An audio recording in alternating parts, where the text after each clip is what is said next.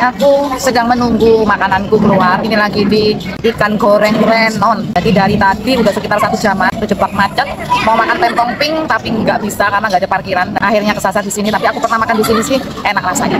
Aku mau membahas mengenai profit. Ya, jadi Atos itu ada yang historinya selama 3 tahun profitnya 450%. Terus ada yang nyeletuk kalau kok dikit profitnya. Nah, 3 tahun kalau kita rata-rata dari 450% itu berarti setahunnya 150%. Kalau kita rata-rata sebulannya 12,5%. Itu sangat besar. Dan yang selalu harus kalian ingat, itu uang yang bekerja untuk kita. Jadi kitanya enggak perlu bekerja apa-apa. Secara instan kita bisa pasif income. Kenapa? Karena yang kerjakan adalah Atos. Jadi uang kita berkembang 1 tahun 150%. Itu luar biasa besarnya. Pernah satu saat aku ditelepon ya sama calon member. Aku tanya gitu, tradingnya apa? Tradingnya XAU.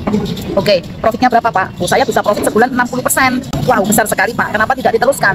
Oh iya, soalnya pasarnya ini lagi crash. Jadi saya udah berhenti nggak bisa trading. Karena beberapa waktu yang lalu itu aku sempat MC katanya gitu. Jadi teman-teman, itu bukan 60% profitnya. Dia hanya menunjukkan pernah mendapatkan profit dalam 1 bulan itu 60%. Tetapi tidak konsisten karena akhirnya uangnya itu MC. Nah, kalau uang MC itu berarti 0% profitnya. Kenapa?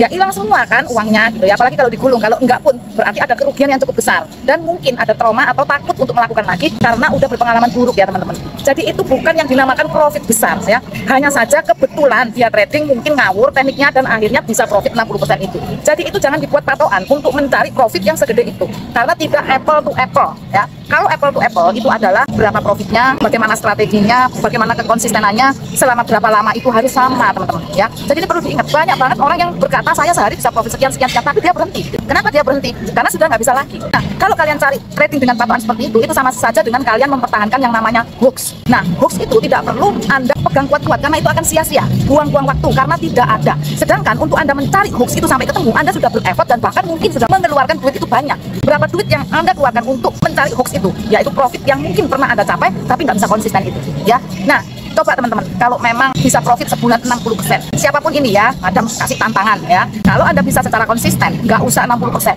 30% saja teman-teman. Tunjukkan ke Madam portofolionya selama 1 tahun, konsisten 30% sampai hari ini masih bertahan. Ayo, Madam beli itu ilmunya ya, Madam bayar itu ilmunya, oke?